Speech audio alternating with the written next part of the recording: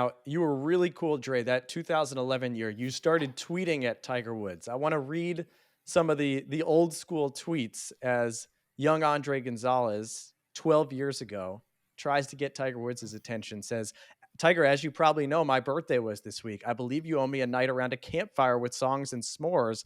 Ta ta for now. You said that on May 19th. On May 14th, you had said, been awake since 3 a.m. Tiger Woods, you awake yet? Let's chat. He didn't respond to that. And there was another one. You said, anybody have a pill that will give me six-pack abs sitting in my hotel room doing nothing? Tiger Woods, how do you look like that? Did Tiger ever respond in person? Not about any of the tweets, but we had chatted. That all started just from exactly that, comparing life on the Canadian tour. And all of a sudden, I'm thrust into the PGA Tour around the best players in the world, and I knew that I was good enough to be out there, but still wasn't comfortable with any of it.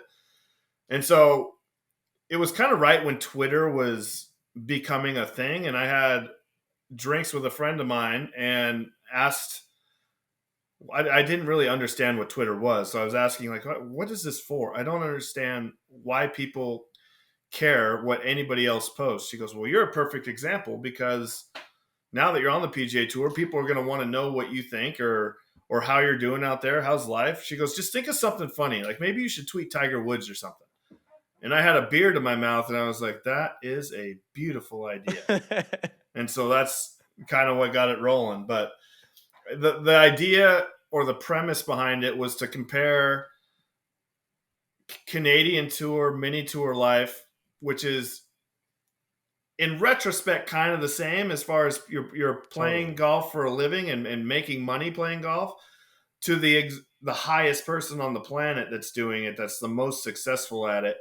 And the questions and the trials that I am dealing with are on a completely different level of maybe trying to find somebody that rookie year on the PGA Tour that wants to split a hotel room so that we can cut down on costs. And he's flying in on his jet, going to his rental house with his chef that's already there. It was a fun deal, but at some point it got to the stage where I was being asked more about the tweets than I was about golf, and I was starting to play some decent golf at the end of the year, and I was like, I can't keep doing this. Those tweets that I just read, who wrote the article that I found them in? Rick Riley.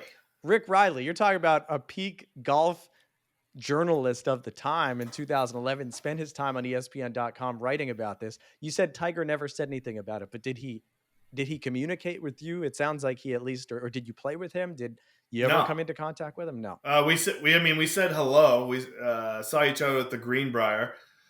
And he came up and said hello, and I wasn't wearing sunglasses. I always wear sunglasses when I play because I have very sensitive, beautiful green eyes. And he's like, I've never seen you without your sunglasses. I was like, yeah, this is what I look like. He's like, well, see you later. And then he left. I was like, that was our communication. We were at Court of All at the end of the season in the fall, up in Northern California. And it was kind of right at the peak of all of these tweets happening. And Tiger walks into the room, and I just felt every single eye in player dining look over at me. And I completely had nothing. I just put my head down. I was so embarrassed. I didn't know what to do. I should have just said, Tiger, I got a spot. But I didn't. I froze, and yeah, that was a little tail between my legs moment in my life.